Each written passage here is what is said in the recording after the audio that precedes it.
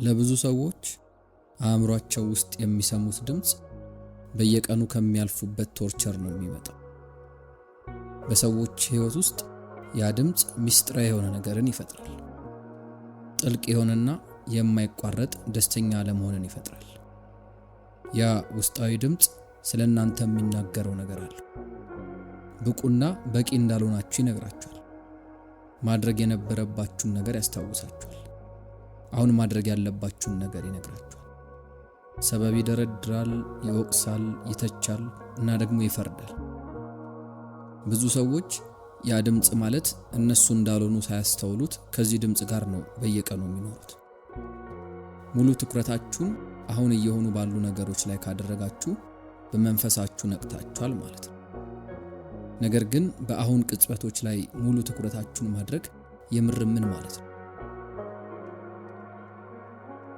ለብዙ ሰዎች አሁንን የሚመስሉበት ኖርማሉ መንገድ ሙሉ ለሙሉ አሁንን መሆን አይደለም።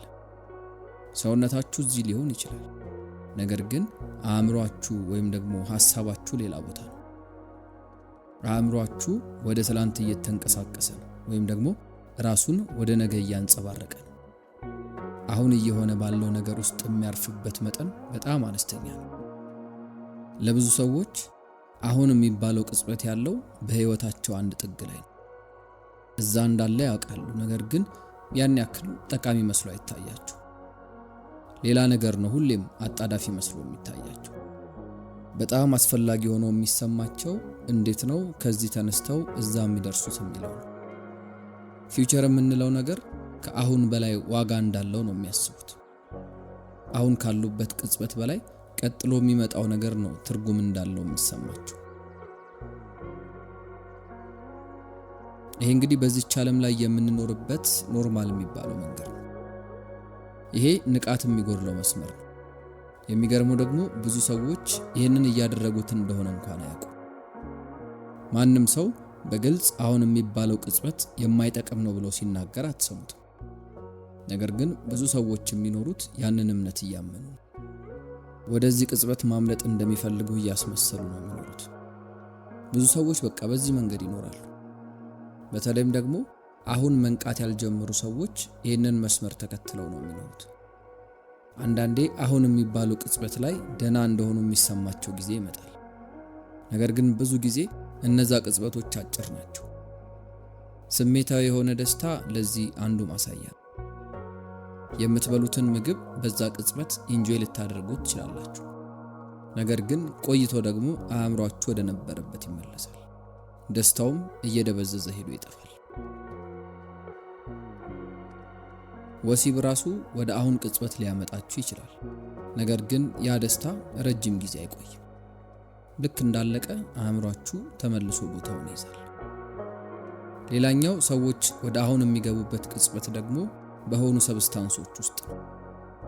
የሆነ ነገር ልታጨሱ ወይም ደግሞ አልኮል ልትጠጡ ትችላላችሁ። እናም ለተወሰነ ጊዜ አእምሯችሁ ውስጥ የነበረው ድምጽና ጩኸት ዝም ሊል ይችላል። ያለማቋረጥ ይጮህ የነበረው ድምጽ እየቀነሰ ይመጣል። ውስጣዊ ትችትም የተወሰነ ኃይሉን ያጣል። ይሄ ጊዜያዊ የሆነ እረፍት ነው ብዙ ሰዎችን ወደ እነዛ ሰብስታንሶች የሚጎትታቸው። አእምሯችን ውስጥ ስላለው ድምጽ ስናወራ ስለ አእምሮ ህመም እያወራን አይደለም። የሆነ ጮክ ያለ ድምጽ ሲያወራቸው ስለሚሰሙ ሰዎችም እያወራን አይደለም። ይልቁኑ የተለመደ ከሚባለው ነገር ብዙ ርቆ ስላለ ነገር ነው እያወራን ያለን። ሁሉም ሰው ማለት በሚባል ደረጃ አእምሮ ውስጥ የሚያናግረው አንድ ድምጽ አለ። ይሄ ድምጽ በህይወታችሁ ላይ ኮመንት ይሰጣል። በተግባራችሁና በሌሎች ሰዎች እንቅስቃሴም ላይ ሐሳብ ይሰነዝራል። ሁሌም እዛ አለ። ይሄ እንግዲህ ኖርማል የሆነ አስገዳጅ የሆነና ያለ ፍቃድ የሚመጣ የሰው ልጅ አእምሮ አስተሳሰብ ነው። ከጀርባ እንዳለ ድምጽ ነው የሚንቀሳቀሰው እና ደግሞ የሚቆምበትም እድል በጣም አነስተኛ ነው። ይሄ ውስጣዊ የሆነ ትችት ማሰብ ተብሎ ይጠራል። ማሰብ በራሱ ምንም ችግር የለበትም። እንደውም ለእድገት በጣም አስፈላጊ ነገር ነው። የማሰብ አቅም ነው ሰዎች ስልጣኔን እንዲመሰረቱ ያስቻላቸው። ማሰብ ፍልስፍናን ሰርቷል። ሳይንስ፣ ቴክኖሎጂና ባህል የመጡትም በሱ ውስጥ ነው። ማሰብ በሰው ልጅ ታሪክ ውስጥ በጣም ትልቁ ስኬት ተብሎ የሚጠቀስ ነገር ነው። ነገር ግን በረጅም ጊዜ ውስጥ አንዳች መከፈል ያለበት ዋጋ አለ።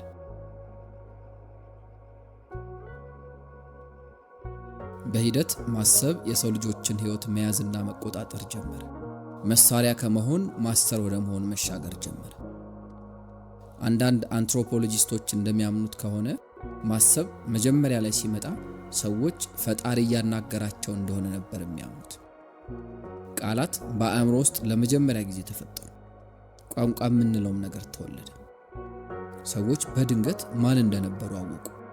ስም አላቸው፣ ነገሮች ስም አላቸው። ማንነት በቃላትና በድምጽ ዙሪያ መመስረት ጀመረ። ቀስ እያለ ደግሞ የሰው ልጆች አእምሮአቸው ውስጥ ባለው ድምጽ መለየት ጀመሩ። ምናልባትም ያ ድምጽ የመጀመሪያው ሰው ላይ ሲናገር እኔ በቂና ብቁ አይደለሁም ብሎ ሊሆን ይችላል። ቀጣዩን ሰው ሲያናግር ደግሞ ለምንድነው ያንን ያደረግከው ወይም ደግሞ ለምንድነው ምንም ነገርን ትክክል ማድረግ ያልቻልከው ብሎ ሊሆን ይችላል። ብዙ ሰዎች ረጅም የሆኑ ውስጣዊ ንግግሮችን ያዳምጣሉ። ሌሎች ደግሞ በምናብ የተሳሉ ንግግሮችን ያዳምጣሉ። እና እናንተም ሙሉ ለሙሉ በዛ ድምጽ ተለይታችሁ ከነበረ ያንን ለመስማት አይደለም እዚህ ያላችሁት። በእነዛ ቃላት ላይ ፍላጎት ላይ ኖራችሁ ይችላል። አሁን የሚባለው ቅጽበት ላይ ናችሁ ማለት የሆነ ነገር ተለውጧል ማለት ነው። ከሐሳብ በላይ ጥልቅ የሆነ ነገር ከናንተ ጋር እየተጣበቀ ነው ማለት ነው። ያ ደግሞ አዲስ የንቃት መስመር ነው። ይሄ አዲስ መስመር እንግዲህ መገኘት ወይም ደግሞ ፕሬዘንስ የምንለው ነገር ነው። ይሄ በሐሳቦች ወጥመድ ውስጥ ያልወደቀ ግንዛቤ ነው። ይሄ ስፔስ ደግሞ ማሰብ የምንለው ነገር የሚሆንበት ስፍራ ነው። ለብዙ ሰዎች ይሄ ለውጥ ገና አልተገለጠም ወይም ደግሞ እነሱ ጋር አልደረሰም። ለነሱ ጭንቅላታቸው ውስጥ ያለው ያ ድምጽ የየለት ቶርቸራቸው ነው። ሚስጥራዊ የሆነ ነገርንና ጥልቅ የሆነ ደስታን ማጣትን የሚፈጥር ያ ድምጽ ያለማቋረጥ ነው ቅሬታን የሚያቀርብ። ስለናንተ ስለሌሎች ምናምን ያማርራል። እርካታ የሚያገኝበት መጠን በጣም ትንሽ ነው። አእምሮአችን በብዛት ኔጌቲቭ የሆነ ነገር ላይ የማተኮር ልምድ አለ። አሉታዊ ነገሮች በአእምሮ ለመያዝ በጣም ቀላል ናቸው። እነዛ አሉታዊ ነገሮች ያንን ድምጽ ያነቃቁታል። አንድ ትንሽ የሆነ ነገር ይፈጠራል። የሆነ ሰው ይቃወማችኋል ወይም ደግሞ ክብራችሁን ዝቅ ያደርጋል። አእምሮአችሁ ደግሞ ለዛ ነገር ምላሽ መስጠት ይጀምራል። ይሄንን ማለት ነበረብኝ፣ ለምንድነው እንደዛ ያላልኩት፣ ሌላ ቀን ሳገኘው ነግረዋለሁ፣ ሌላም ብቻ ማሰቡ ይቀጥላል። ስለሱ ለሰዓታት ልታስቡ ትችላላችሁ። ያኔ ንዴት የበለጠ ጠንካራ እየሆነ ይመጣል። ታሪኩ የበለጠ ጥልቀት ይኖራል። ስሜቱ ውጥረቱ ከፍ እያለ ይመጣል። ይሄ እንግዲህ ምናልባትም ስለ አንድ ነጠላና አስፈላጊ የሆነ የትላንት ቅጽበት ሊሆን ይችላል። እንዲያበቃለት ከማድረግ ይልቅ አእምሮ በህይወት እንዲቆይ ነው የሚያደርገው። እንስሳዎች ይህንን አያደርጉ። ትላንት አእምሮአቸው ውስጥ ህይወት እንዲዘራ አይፈቅዱለትም። የሚኖሩት አሁን የሚባለውን ቅጽበት ነው። The Power of Now የሚለውን መጽሐፍ ስጽፍ በፓርክ ውስጥ በየቀኑ ነበር ወክም አድርገው። ታዲያ አንድ ቀን ሁለት ዳክዬዎች ሲጣሉ አየሁ። በኃይል ነበር የሚጣሉት። ድብድባቸው ለ30 ሰከንድ ያክል ቆይቶ ነበር። ከዛ ቆመ። ከዛ በተለያየ አቅጣጫ እየዋኙ ተለያዩ። ከዛ በኋላ አንዳች አስደናቂ ነገር ተከሰተ። ምንም እንዳልተፈጠረ ክንፋቸውን ዘርግተው በውሃው ላይ ህይወታቸውን ቀጠሉ። ምንም ትዝታ፣ ምንም ጸጸት፣ ምንም ታሪክ አልነበር። የሆነ የጸብ ኢነርጂ ተነሳ። ከዛ ቅጽበቱ ተከናወነ። ከዛ መኖር ቀጠለ። ይሄ እንግዲህ በጣም ኃያል የሆነ ትምህርት ነበር ለኔ። እንስሳዎች ቅድም እንዳልኳችሁ አሁንን ነው የሚኖሩት። የትላንትን ሳይኮሎጂካል የሆነ ጊዜን ተሸክመው አይዞሩ። በፍጹም ትላንትን መልሰው ያስቡ። አሁን ካለፈ በኋላ ለነሱ ቅድም ትላንት አምና የሚባል ነገር የለም። ሁሌም አሁንን እየኖሩ ነው የሚያልፉት። ለዛም ነው ብዙ እኛ ሰዎች ጋር ያሉ ችግሮች እነሱ ጋር የማይገኙት።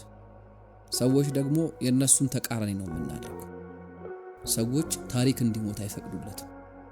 ይልቁኑ ህይወቱ እንዲራዘምና ሁሌም አብሯቸው እንዲቀጥል ነው የሚያደርጉት። ብዙ ሰዎች ታሪክ በህይወት እንዲቆይና እንዳይሞት ያለማቋረጥ ሐሳብ ይመግቡታል። በምናባቸው እንዲባደርግ ኖሮ፣ ይሄን ብየው ቢሆን ኖሮ፣ በዛ መንገድ ባልፈጽመው ኖሮ ምናምን እያሉ ያ የትላንት ታሪካቸው እንዳይሞት አብዝተው ይቀልቡታል። ለዛ ነው ቅድም ያነሳነው የብዙዎቻችን ጭንቅላት ውስጥ የሚገኘው ድምጽ ስቃይና መከራን ይዞ የሚመጣው። ለዛ ነው ያ ድምጽ በፍጹም ዝም የማይለው። ስለዚህ አእምሯችሁ ውስጥ የምትሰሙትን ድምጽ የመሪነት ቦታውን እንዳትሰጡት። ትላንታችሁ ኦሬዲ አልፏል፣ ነገ ደግሞ ገና አልመጣም። እጃችሁ ላይ ያለው ትልቁ ስጦታችሁ አሁን የሚባለው ነገር ነው። የትላንት ታሪካችሁን እያሰባችሁ በነበር መብሰልሰል ዛሬን መበደል። ትላንትን ተማሩበት እንጂ ዛሬ ላይ አቅም እንዲኖረው አትፍቀዱለት። ያልመጣው ነገም ዛሬ ላይ ትኩረት እንዳታደርጉ እንቅፋት መሆን የለበትም። ዛሬ ትላንት ነገ ነበር፣ ነገ ደግሞ ትላንት ይሆናል እንደሚባለው የህይወታችሁ ማዕከል መሆን ያለበት አሁን ብቻ። ዛሬን እንደ ዛሬ፣ አሁንን እንደ አሁን ኖሩት።